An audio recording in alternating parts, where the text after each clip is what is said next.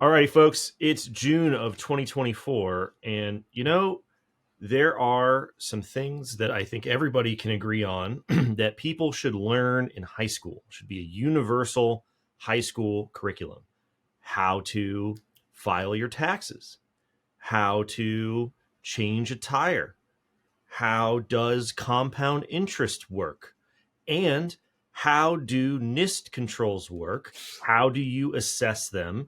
And what sort of context should they be used in order to manage organizational risk? Yes, yes, I think those Dustin, are for the yes. special. It's for the special satellite high schools that we get the NIST framework No, breakdowns, no, right? no, no. I think this is probably a universal policy consideration that needs no debate and everyone would agree on.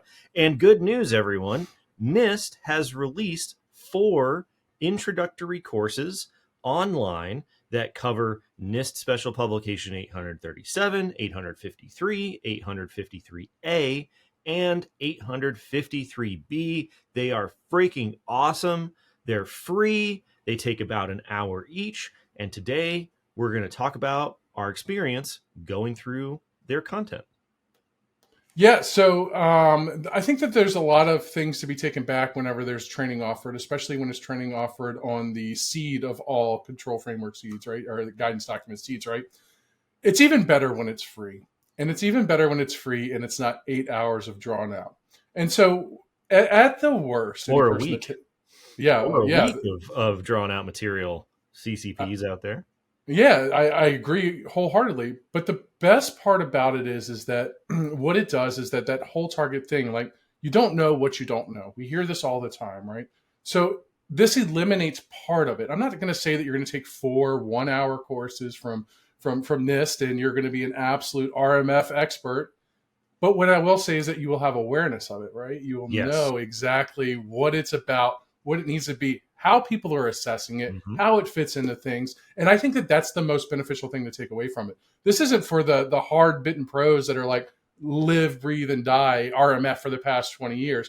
These are for the people that need an understanding and need to know the value of 853 at the root, right?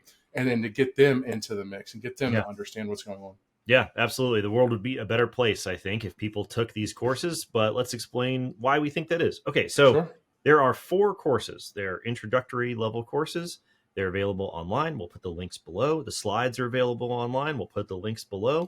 The speaker notes are a good reason why you should download the slides, because there's a lot of amplifying information in the script that the voice, I still can't tell if it's a real voice or if it's a generated voice, reads to you. So use the slides, use the speaker notes, listen to the course. It's awesome. So the first one goes over NIST Special Publication 837. This document describes how the controls are used in the context of the RMF, the NIST Risk Management Framework. So the 853 catalog is not an end unto itself. It's a set of controls that are designed to be used in a very specific context over time that has changed quite a bit, because now 853 is referenced and used to derive other standards like 800-171. But the original core of how 853 is supposed to be used is described in 837. And that course does a very, very good job of explaining that document, so you don't have to read several hundred pages to understand what's going on with the RMF. The main one, I think, that most people would get value from is the 853 course, which is the description and overview of the catalog of controls, how they're organized, and how the controls are structured at a fundamental level. There's also an 853A course, my personal favorite, and probably the one that people will get the most value out of if you're looking for a crash course in what is going on with CMMC at a high level, but you don't want to pay $47,000 for whatever the training course is that's being offered out there currently. Really, it's just covering how you assess and verify the controls in the 53 catalog. And new with 853 revision 5 is 853B, 853 Bravo. This describes how controls are organized into baselines, how controls are tailored, and how lists of controls are organized into what are known as overlays, these custom lists of controls. Interestingly, if you go back in time to previous revisions of 853, the content that is in 853A and the content that's in 853B used to all be contained in just 853. But over time, as they expand these concepts, as they add more detail, as they add more information, they get split off into separate documents. Some people think it's a good thing. Some people think it's a bad thing. Either way, there's 4 main documents. There's 4 introductory courses. They are worth your time. Just to reiterate, they are free. They take about 60 minutes to get through each. There's no fast forwarding and there's no speed control. So you're going to take it as they give it to you and you're going to like it. And again, download the slides because the script the voice reads to you is in the speaker notes, and there's a ton of great information in the speaker notes. So I was also curious about the voice. I was like, how does somebody maintain this same tone? I still can't tell. It's if it is a human, it is fascinating.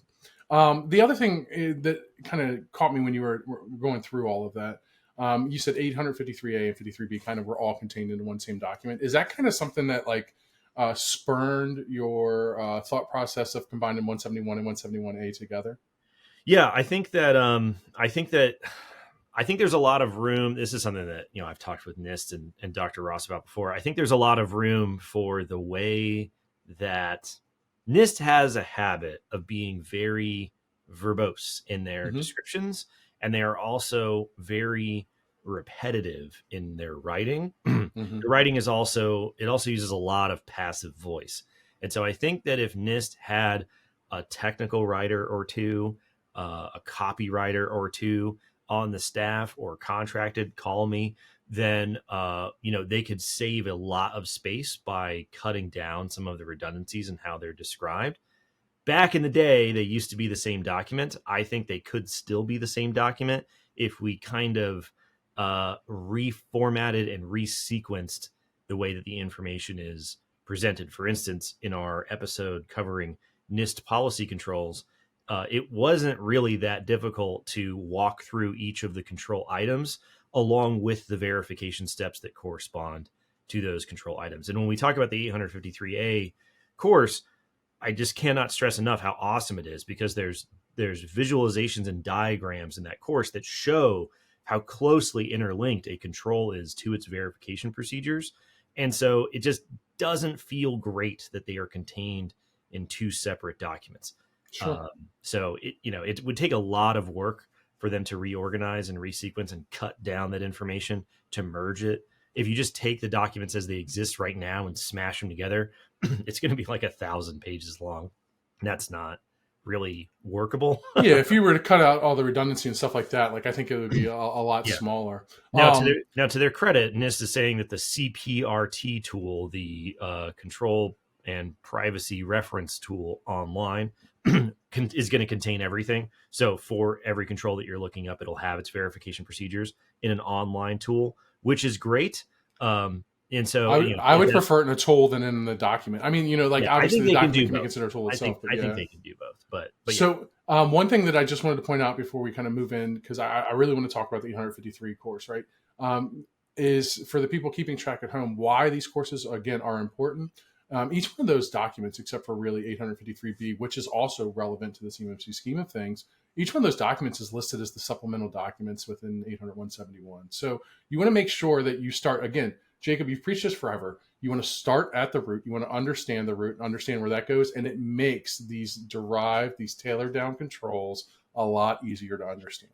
It is standing DoD policy that when people have questions and are seeking clarification on the requirements in 171, they should go read the controls in 853 that correspond to those requirements, which to me has always been the reason why, if the controls in 171 are purposely nebulous and very confusing, you should just start with 853, right?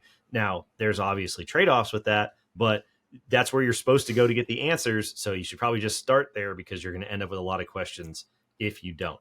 Anyways, hi, this 474-page document, we just need you guys to go out and understand it fully. Yeah. Okay? Now, when I say you should start with 853, what I mean by that, most of the time, I strongly believe that 90% of the confusion and questions in the CMMC ecosystem could be solved if people were to very carefully read the first 3 chapters of 853, because Absolutely. the majority of 853 is a dictionary, right? Where the control catalog of base controls and control enhancements has expanded significantly over the last 20 years. But the first 3 chapters are almost entirely the same as they've always been, with the exception of the parts that became 853A and the parts that became 853B. The fundamentals, how controls are structured, the context in which they're supposed to be used, how you measure assurance, all of those things have been described in those first 3 chapters and are basically the same as they've ever been since like the early 2000s.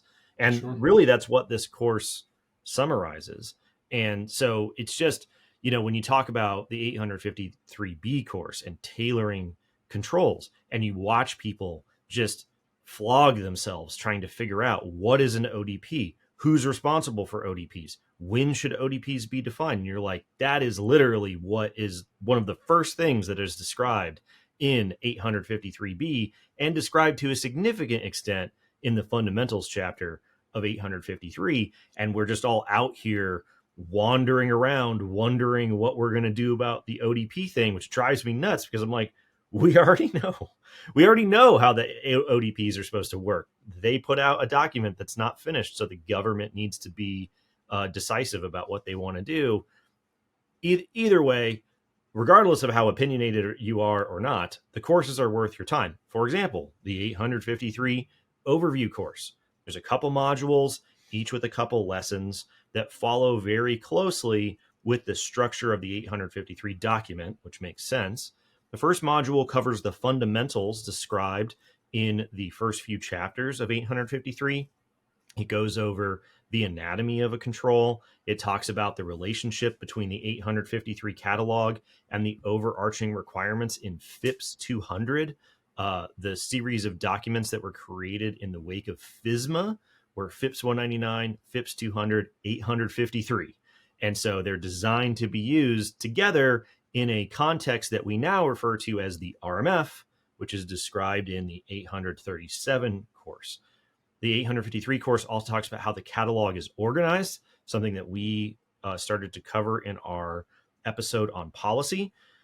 It talks about how the catalog is updated over time. It talks about how controls can be implemented in different approaches. They can be system specific. They can be provided by what they call common control providers, where they're the entire responsibility belongs to some other organization. Or they can be hybrid implementations in which some part of a control belongs to someone else and some part of the control belongs to you. Exactly the same idea that shows up with shared responsibility matrices. Exactly the core concept when you deal with a managed service provider that's responsible for the technical functionality of your control. You're responsible for the policy and governance of that control. You don't entirely outsource any control to a managed service provider. You are still responsible for certain elements of it, which is why you can't just pay money and then have someone hand you a CMMC box and say you're good to go. That's just not how it works, which is why people should go through the course, especially 853A. That becomes very apparent very quickly. So just to clarify again, and we say this every single time we talk about in this document and whatever control implementation details that it provides. These are control implementation approaches or methodologies, ways that you could approach implementing the control. This is not how you implement this control. Correct. Remember, they're not saying that this is. Yep. Yeah, they're not saying this control ought to be implemented this way, right? They're saying these are ways in which controls can be implemented regardless of the control. And, we've talked about this before. NIST can't get into highly specific examples of this is how this ought to work when you're talking about the dictionary, right? This is not a style guide. It's a dictionary. Now, one of the things that they do in the course that is excellent on the slides where they're explaining the controls for each family, they go through every family in the entire catalog. They link to other NIST publications that go into more detail about those kinds of controls. And this is something that I think is extremely valuable for people to pick up on, because You can see that in 853, but it isn't as clear as it is in the slides. For instance, when they talk about on each slide, they've got it under sample references. They some of my favorites that are listed in my personal selection here. 847, Security Guide for Interconnecting IT Systems. 800-137 is a special publication, a lengthy NIST document that is specifically diving into the details of continuous monitoring. 800-128 is configuration management. 834 is contingency planning. Basically, for every concept in 853, there are sets of controls that implement those safeguards, and there's likely going to be a NIST special publication all on its own that dives into the details of what that is, how it works, how to understand it, and what those controls mean when they're actually implemented. Obviously, way too much information to have in the dictionary, but very valuable to go and reference. And the library of NIST publications is absolutely massive at this point. And the controls are just the tip of the iceberg for when you select these controls because you're worried about provisioning trustworthy email, right? There's an entire standard just on email security in the context of those controls. So it goes way deeper than just the discussion explanations of the controls at a high level. A couple of the other topics that they cover in the 853 course, there are different and additional examples than there are contained in 853. This is something that I found very refreshing. I was expecting going through the course that it was going to basically just be a narration of the first few chapters of 853, which would be fine. But there are actually new bits of information. There are new diagrams. There are new pictures. There are new analogies. There are new examples. There is additional information in these courses that is not contained solely in 853. Personally, if it were me and someone were saying, how would I learn what's going on? I've always recommended to people to read the first 3 chapters. At this point, I'm going to change that recommendation and say, if you are starting from scratch, take these courses. Read the document in the future, but I would recommend that everyone should start here rather than just reading the document. If you're going to pick one, take this course. I would agree also. It's selected learning. You're not trying to absorb an entire large document. I just never thought that you would, I would hear you, Hey, say that. It's good information. It's good information. Yeah, if you need a start, you need a jump start. And realistically, and this kind of jumps to the question that I kind of was waiting to ask is that, do you feel like all of these, the sample references and all those, like it is a necessity for you to have familiarity with those for you to successfully implement NIST 800-171? I think that it would be extremely difficult for the average company dealing with 800-171, given what we know about the average company's security maturity, to be able to thread the needle on all of the requirements in 171 and get it right and have confidence about getting it right and get value out of it from a security perspective rather than just going through the motions if they don't do the additional reading, right? Like this isn't something that you just sort of like go through. We talk about this all the time. Like this isn't just something that you sort of go through. Actually implementing these requirements is going to change your organization. It's going to change the culture of your organization. It's going to change the technology of your organization. It's going to change how you manage your organization from this perspective. And so it is a professional discipline to understand what it means to have these various things applied in different ways in order to secure different things against different threats in different contexts. It's its own professional discipline just to know how to verify that things are implemented. I mean, this is not unique to security. This is a common thing in engineering. Verification and testing to make sure that requirements have been met is its own subdiscipline of engineering. So I think that telling people they need to read 2,000 pages of NIST documents is probably not the way to introduce that concept. I think this course does a good job because as they go through the controls, they say, this is how this family is designed to work. This is the purpose of this control family. Here's how some of these controls work together. And here's documentation that explains in much more detail what's going on with controls like this. I think that's a much better way of leaving a trail of crumbs for people to dive into, because everybody's context is going to be different. So do you tell them to start with 847? Do you tell them to start with 800, 128? It all depends. That plays exactly into the point. You can't tell them to start doing that. You're telling them to do 800, 171. You can't tell them to read 53, then read 37, then read 47, then read 137, then read 128, and read 34, when they have no clue what any of those are, and they're on a deadline. And to better your point, this is the direct line into the pertinent information that you would most likely need to know in order to make this whole thing work, right? I think it does. I think more than anything, it does a good job of that's it. So that was just my that was my observation from taking it, right? Is that I felt as though by taking this course, am I well versed in 37, 47, blah blah blah blah? No, but do I know just enough in order to not make a big mistake when having to reference that as a part of a control for 171? And I 100% agree. Well, I think that the not speaking for me personally, because I've had to work with it for a long time, but you get what I'm saying. Like, I think the advantage here is the way that the other advantage of the way that the information is presented is it very clearly shows that the size of the 853 catalog and the size of the NIST library and the way that the controls are organized is not arbitrary, right? This is not just something that they did for the sake of doing it. There is a reason why there is all this information. It's complicated, right? It's difficult. It's complicated. There's a lot going on. And so I think that the way that they cover the information will hopefully help people maybe start to respect the craft of information assurance the way it was back in the day. This is a real thing that people need to do as their job, because it's not an arbitrary, simple thing to do.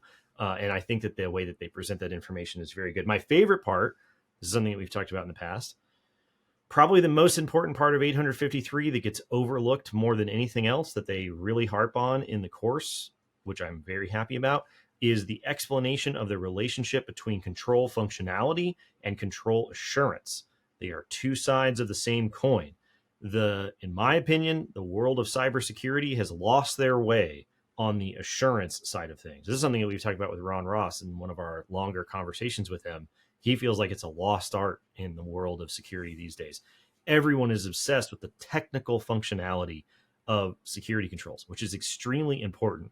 But maybe more important than that technical functionality is, how do you know that it's actually doing stuff?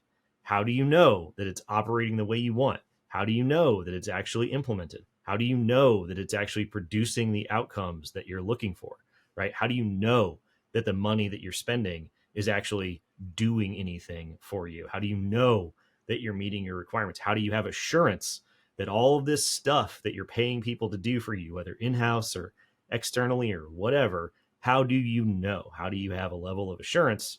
And the catalog of controls, some controls are specifically about functionality. Some controls are specifically about assurance.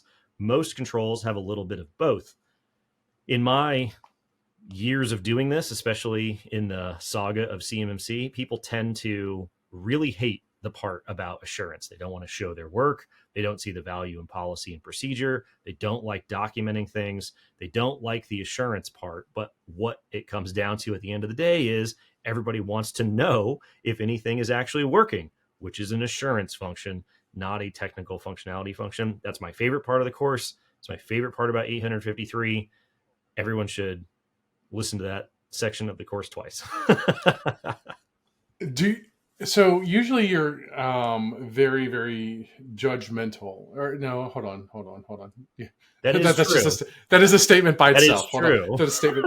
but as it pertains to this is I'm kind of blown away, because this is the first time that I have heard you talk about training course, and you're like, well, it could be better. Like this is the first time it could be better. I'm just saying that. No, dude. Usually right here, it's great. Usually it's like on the cartoons where the guy has the scroll and it rolls down to the floor, and you're like, well, on slide number 1, there were 16 typos. This is the first time, and it's great to see that. It's kind of refreshing, because this is the first time that I've taken a course that you're like, hey, let's take this. Let's see what it's all about. Let's talk about it. Let's just do this together, old buddy course learning. Yeah. and our opinions of the course are the same. Like I didn't know we needed this until we got it. Does that make sense? Yeah, yeah. Like I I think the training course is. I think the training course is great. I think that it should be before you go to CCP training. Definitely before you do any RP training. Before you go to CCA training, it should be a prerequisite, right? People should I agree. have to attend all 4 of these courses, right? And be able to answer questions about them before you go to CCP training. Because if you're going to get a certification on things that are derived from this stuff, you should probably understand this stuff. Yeah, could you It's imagine when you're not breaking because they're down? more advanced, right? It's just because you're missing the context that is given to you in a pretty concise way via these courses. So I mean, we both taught the course before. We both Yeah. taught CCP courses. So, but could you imagine like the days that you're doing the control breakdowns and the entire class is taking the RMF class, and you're like, what's happened here? You know, Like, one of the reasons I stopped teaching was mostly a time constraint thing. But I remember going through the CCP training, and I was like, "This does not need to be 5 days long. It does not need to be 5 days long because once you understand how an assessment procedure is structured, it's the same pattern over and absolutely, over and over again. absolutely. Once you know how a control is structured, it's the same pattern over and over and over again. You don't particularly need. Yeah, but for us, that's the argument that I constantly have. For us, that is great, but that's not. Unfortunately, every person in the ecosystem that wants a CCP credential, or No, no. every person in the What I mean by that is the specific technology domain that a okay, control is referring to is irrelevant because the structure of how a control is written and how an assessment procedure is conducted is the same whether you're talking about something very technical, whether you're oh talking yeah, about yeah, something that's not very technical. And so as a result, you my can bad. just flip open 853 to any random control and understand how the control is structured and understand how to verify that control, even if you don't know the technical details of what the control is addressing. That would require Absolutely. some specialized knowledge, some additional training, some outside help. It would require other things. And so I think that the CCP training is very valuable because it comes close to doing that. It just spends way too long doing it because it's almost trying to explain the technical details of every control, which you can't do in a week, but you can explain how controls are structured and verified in a couple hours and Yep. set somebody off for success to be able to replicate how that's done, which is what they talk about in the 853A course. But let's wrap up the coverage of the 53 course here. So the second half of the course actually dives into the controls and the control families. Like I said, it mirrors the structure of 853 itself. Each slide for the control families only covers the first 10 controls in each family, but they link to the CPRT database for you to check out all the rest of the controls. And I don't really have a problem with them only describing the first 10 controls because, as we've talked about and as they explained in the course, the controls are numbered based off of when they showed up in the catalog. So the smaller the number, the older the control, which means the smaller the number, the more evergreen this control is, the longer it's been a thing. Policy and procedure, least privilege, right? Simple, evergreen, vanilla, eternal controls like that. Now, one thing that they do in the slides, it's really great, is at the top of each slide, they show the corresponding requirement in FIPS 200, right? The controls in each family are designed to be selected, tailored, implemented, assessed, and then authorized and monitored according to the steps of the 837 course in order to implement the requirements in FIPS 200 that were created pursuant to FISMA requirements, right? Now, that doesn't mean that you need to implement every control in every family, but that slide does a very good job of linking those two documents together, which you would need to read 853 relatively closely in order to see that relationship. One of the things that I think that they do really well is the narrative description on each slide talks about what the purpose and goal of the control family is and the relationship between various controls. And that shows that the specific number of a control doesn't necessarily relate to its importance in relation to other controls. It's simply an indicator of when it was added to the catalog in order to keep track of the control. So something like AC17 might be really important to AC2, and AC3 might be really important to AC8, but they aren't designed for you to just go through sequentially 1, 2, 3, 4, 5, 6, 7, 8. It depends on your implementation. That's just a sort of quirk of the design and structure of the catalog. Over time, you'll get used to it, but I think the course does a good job of explaining it. Okay, one of the things that I think 53 could be, improved on is if they took those speaker notes, those narrative descriptions of the control families and sort of the introductory description of how some of the controls work and put that at the start of each control family in 853A. Like, I thought that the description and summary of a control family was really, really great. There is no such description and summary of each control family in 853. You have to read the discussion statements for every single control in the document for you to get an idea of the summary. So I would like to see in Rev 6 them just take these descriptions and then put them at the start of 853. I think it's awesome. What do you feel like that fully accomplishes? I just think that it does a good job of summarizing what this set of controls is trying to do beyond like an introductory, like, hey, welcome to the access control domain. Exactly. I get it. Yeah, and I think coming from NIST, that's really great because it's like the TLDR, right? Like the TLDR up front. Yeah, I think it's awesome, and I think you can get that if you read it closely. But I think it's a lot more efficient to do that the way they've done it here, rather than simply reading the discussion statements. You should still read them. You should still eat your vegetables. But I think that this is a good way of improving the information in 853. And lastly, one of the things that they do very well is they explain in these narrative descriptions which controls support which steps of the RMF process. We've talked about this before. CMMC is really the RMF in slow motion. We have a baseline of controls that was selected. We've tailored that list of controls, even though it's not complete because we haven't finished tailoring the ODPs. Longer story. We are now theoretically implementing those controls. CMMC is coming along to verify that those controls have been implemented. Authorizing and monitoring gets a little more squishy, but you can see that this is following the same overall steps. Not really that big of a surprise because it's a derivative of the documents that form this set of documents pursuant to FSMA. One of the things that jumped out, and we haven't really talked about on the podcast before, the program management family, the PM family. So I would encourage everybody to pay attention to that section of the course and to read the section in 853 on PM controls. PM controls, according to NIST, are implemented at the organization level and are not directed at individual systems, so they are not included in the control baselines in 853B. That means they are not in 853 moderate, which means they are not in 80171, which is a derivative of 853 moderate. In the tailoring baseline in 171 Rev 3, they have the PM controls listed as not applicable, which is nonsense, right? That is not, it's total nonsense.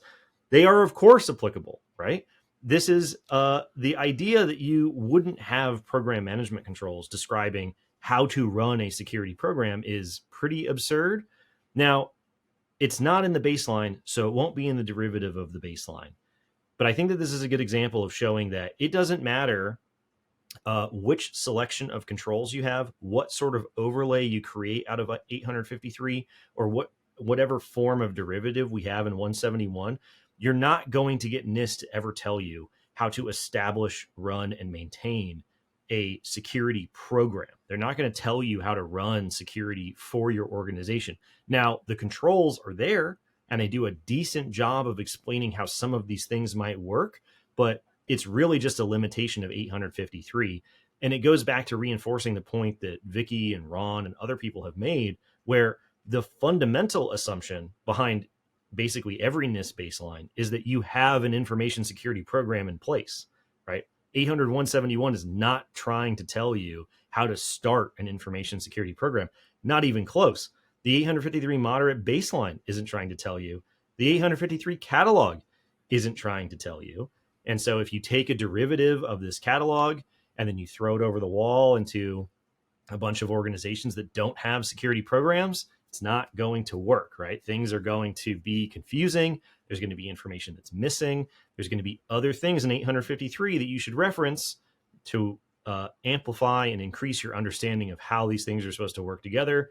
I think that everybody in the DIB and anybody dealing with 800-171 would benefit greatly from reading the PM section of 853.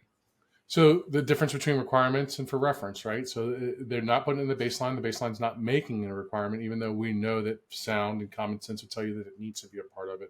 But it's giving you a reference in case you don't know how to do that. There's still the controls that exist that you can choose to adopt on your own. Again, this is a B. The B stands for what?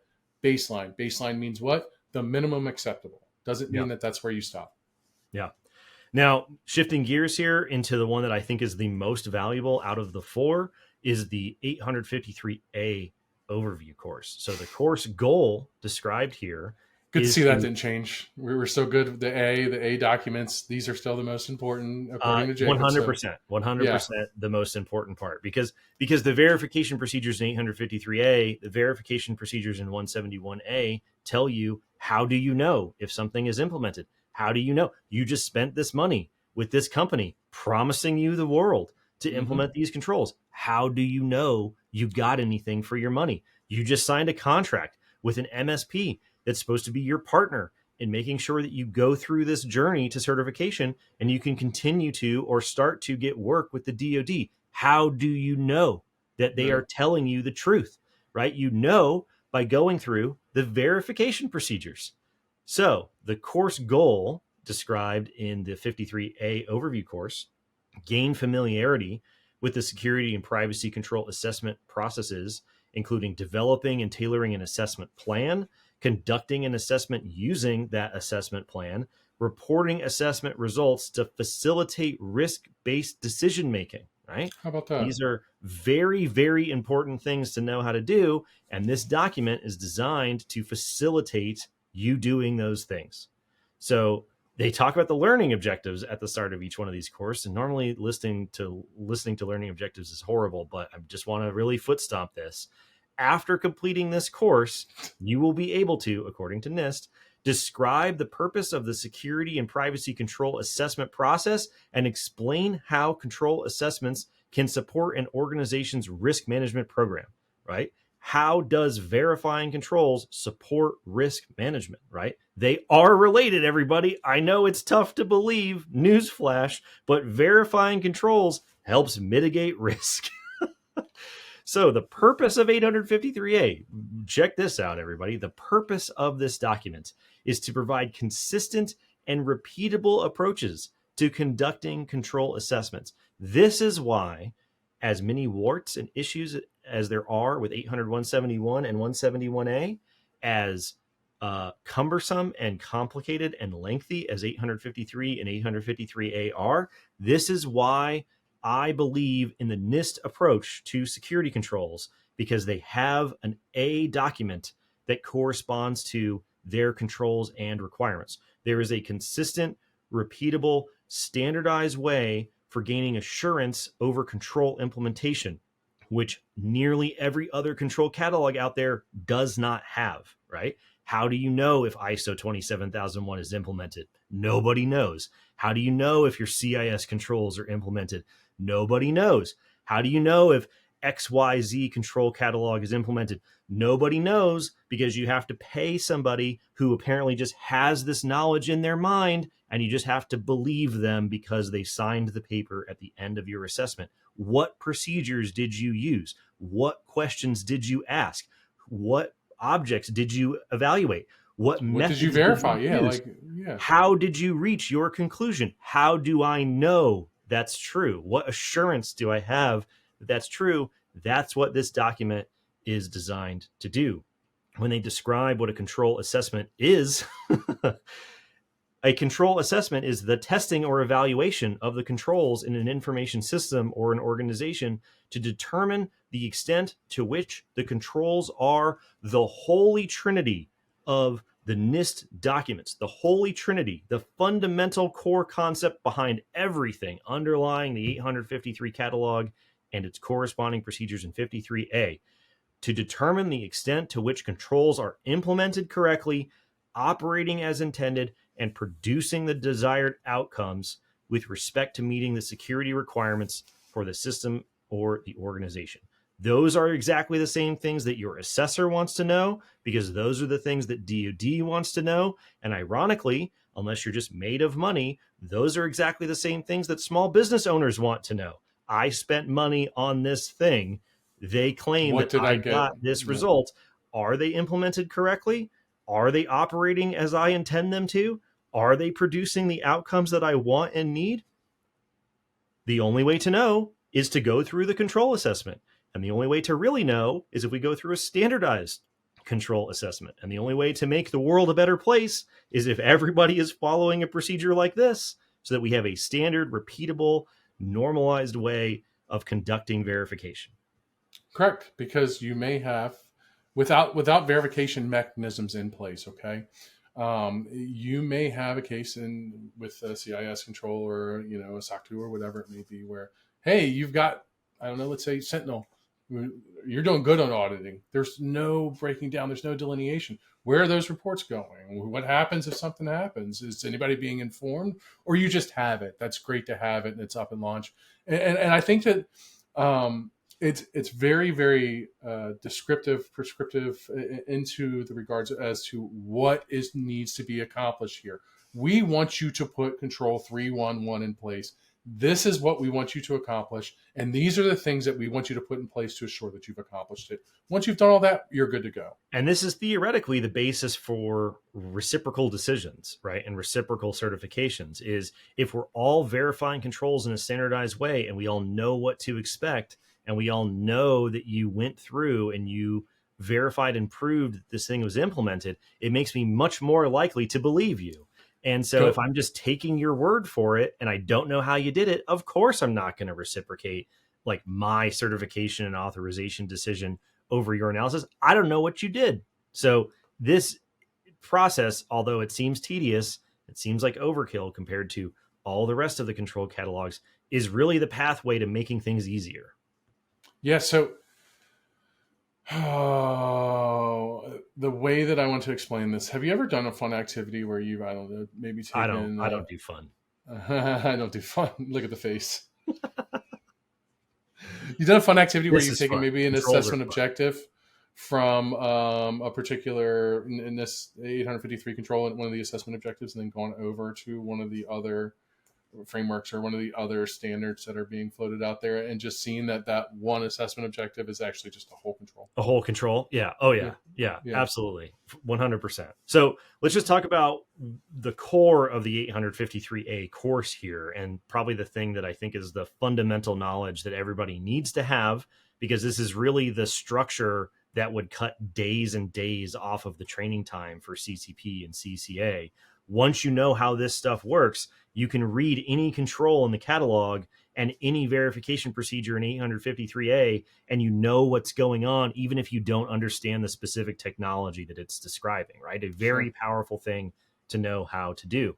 So when they talk about the components of an assessment procedure, all of the slides in this section are outstanding. All of the diagrams and visuals in this section are not contained in 853A. Only some of them are contained in 853A. So it is absolutely worth your time to go through the course and study the slides carefully. So they talk about the three components of an assessment procedure: assessment objects, assessment methods, and assessment objectives. For the OGs listening to this podcast, this is exactly what I went through in the fuzzy math talk, talking about how these concepts are applied to the world of CMMC back in 2021, is essentially this section out of 853A. So assessment objects are the specific items that are being assessed. These are specifications. These are mechanisms and technologies. They are activities that people do. They are individuals with specific roles and responsibilities. These are the things that you're actually evaluating in your assessment. You can see these listed at the bottom of every 853A and 171A verification procedure. Now you're going to take those objects and you're going to evaluate them with different methods, either one or multiple methods of assessment. You're going to examine documentation. You're going to interview those people or groups who have certain responsibilities. You're going to test functionality of various components or technology that's deployed in the environment. These are the nature of the assessment actions against those objects that are being evaluated. For what? For what goal? The last component here, the assessment objectives, which are composed of one or more determination statements that are derived from the language in the 853 control. So this is why sometimes you hear them referred to as assessment objectives. Sometimes you hear them referred to as determination statements. There is a relationship there, but this is what we're talking about. And really, I think the crown jewel of all 4 of these courses is slide 15 in the 853A course that shows the decomposition and relationship between an 853 control and the 853A verification procedure for knowing that the control is implemented. And one of the reasons why this is so valuable is there are more determination statements than there are items in the control, because there are multiple things described in the control that need to be verified. This is why you have more things in 171A than you do in 171. This is why you have more things in 53A than you have in 853. It is not expanding the nature of the control, right? The decomposition of verification procedures necessarily has more steps than just the number of items in its corresponding control. The 853A course does an outstanding job of explaining what ODPs are, how they work. The 853B course does an outstanding job of explaining the very important step in tailoring controls, that is defining those ODPs. NIST, NARA, DOD, hello? Anyone? You have to define the ODPs for it to be a complete control, for it to be verifiable with 853A. And just to reiterate, there are new analogies and examples. There's an analogy in the 853 course of going to a doctor's appointment and stepping through, asking questions, verifying things, knowing what's going on, that I think is excellent, that is not in 853A. And, like I said at the top, I think that if you are going to have to pick one with your limited time and resources and attention these days, that you should go through these courses rather than only reading 53 and 53A. Obviously, I think that's the best way to learn it at a deep level. But at this point, do these courses and you're going to know more than 99% of the people in the ecosystem. These are the fundamental core concepts that form 171 and 171A, and therefore CMMC. There's only a little bit of information that CMMC introduces into the equation. For example, we just had a brief episode on the CMMC assessment process guide, some of the scoping information that's included in CMMC, some of the asset type descriptions and categories that are involved with CMMC aren't inherent to 853 and 53A, but the core set, the 90% of the knowledge that you need to be successful is in these documents. And if you take these courses, you'll know it better than people who only took the CCP training. Yeah, as you know me, I'm a big fan of metaphor, innuendo, and analogy, and I feel like that it adds innuendo. It's just tossed the in masters of analogy, yeah.